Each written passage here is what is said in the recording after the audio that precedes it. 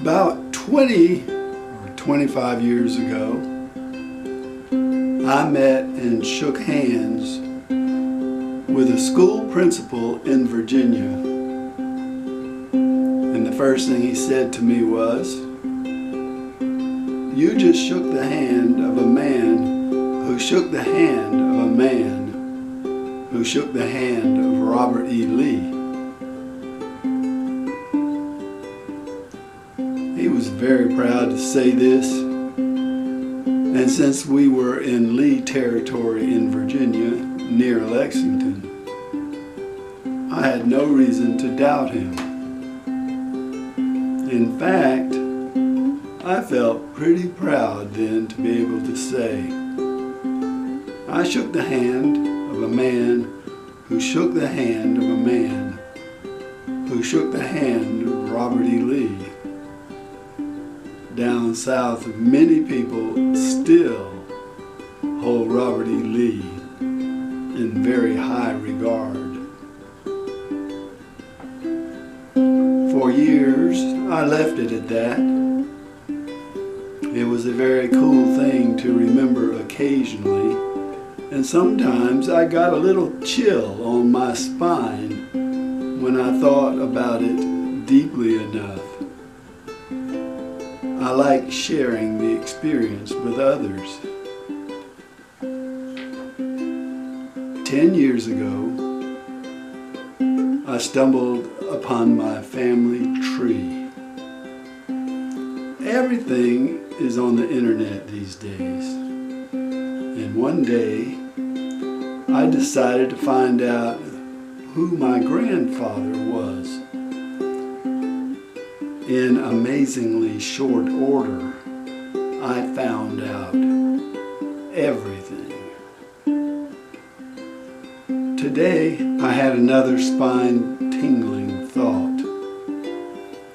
My dad, Richard Stonewall Davis Sr., was born September the 12th, 1909. His dad, Frank Weldon Davis, was born in 1877. His dad, Colonel William Smith Davis, was born in 1840 and served with Stonewall Jackson in the Civil War. My grandfather fought at Chancellorsville, Cedar Creek, Gettysburg, and in many other battles.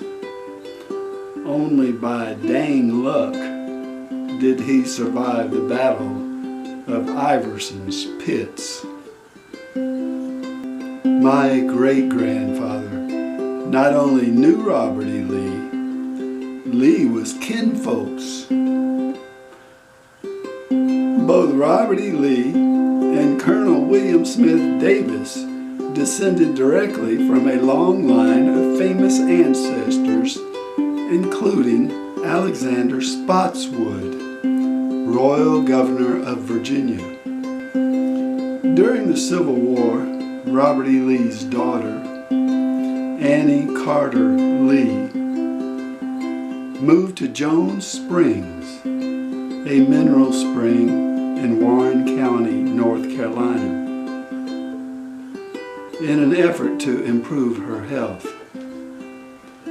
She died and was buried there, October 1862. My great-grandmother's name was Elizabeth Jones. She would have been 18 years old when Annie Carter Lee visited her father's White Sulfur Springs. The following year, Elizabeth Jones married my great-grandfather, Colonel William Smith Davis. He was 23. In 1870, a few months before his death, Robert E. Lee visited Warrenton, Virginia, to pay his respects to the people who had taken care of his daughter until her death, and then buried her in the burial ground of Elizabeth Jones' father.